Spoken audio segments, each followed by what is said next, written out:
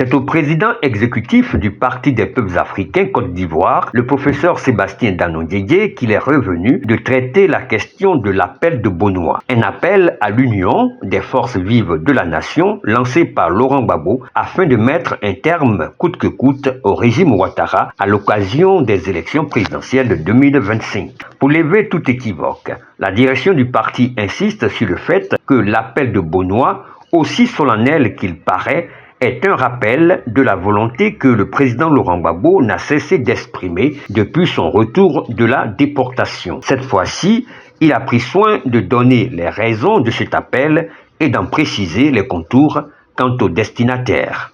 Le constat est amer. La politique se confond ici avec l'affairisme. Les scandales s'accumulent.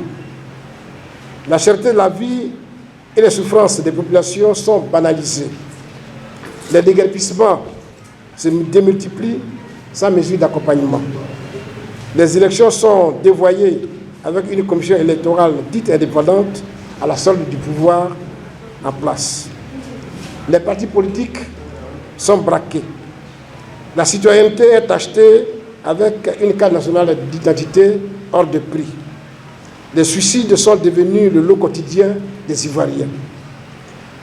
Les péages routiers pullulent de partout.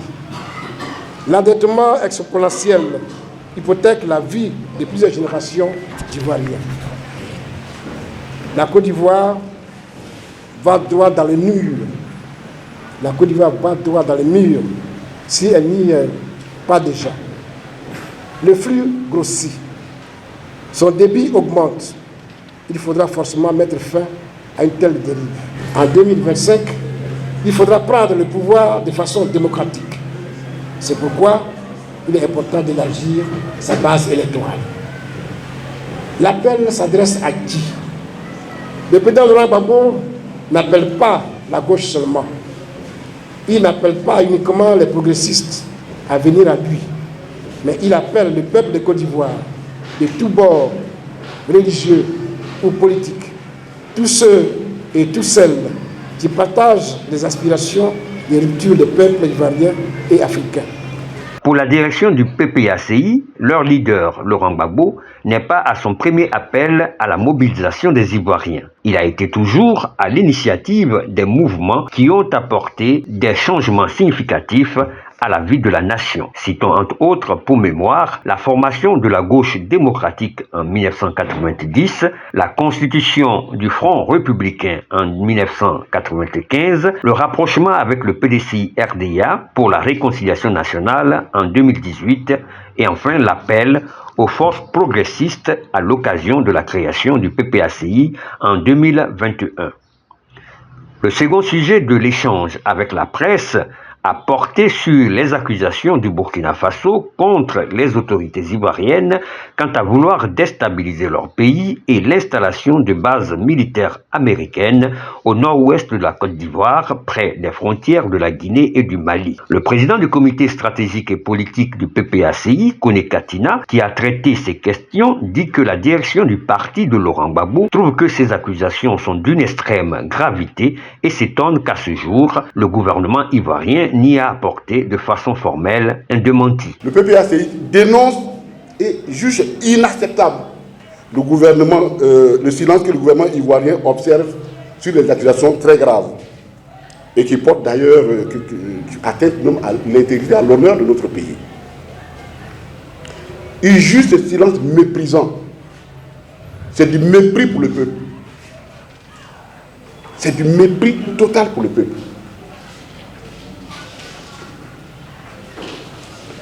Il interpelle vigoureusement le gouvernement pour qu'il donne des explications sur cette affaire-là. Elle est trop sérieuse pour que le gouvernement se taise là-dessus.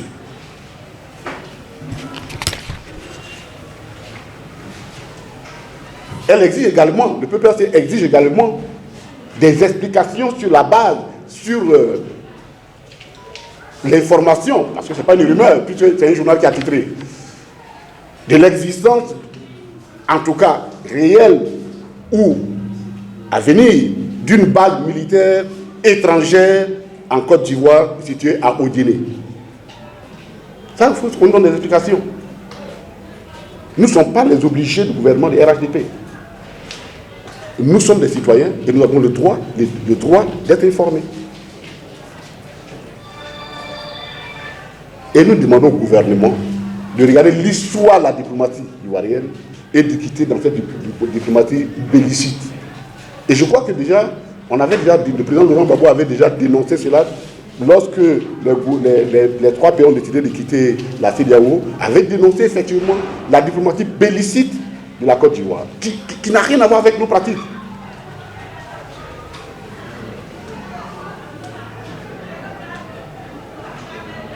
Et demande une enquête parlementaire. Nous allons certainement demander à nos députés que cette question-là, à la rentrée parlementaire, il faut qu'on la pose.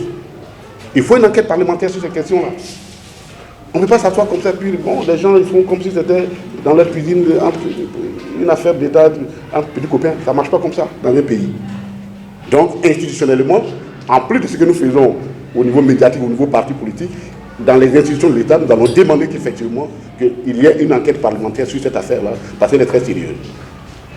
Nous nous inquiétons également du silence de la CEDEAO. Ce silence incompréhensible. Le dernier sujet abordé par Kone Katina est relatif à l'évolution exponentielle des populations dans les zones du nord du pays entre 2018 et 2023, des zones dites favorables au régime Ouattara. Le PPACI appelle alors à une refonte de la commission électorale indépendante, la CEI actuelle, et à une vigilance accrue de la part des acteurs politiques et de la population pour empêcher la manipulation de la liste électorale dont a l'habitude, la CEI, de connivence avec le gouvernement du RHDP à l'approche des élections cruciales de 2025.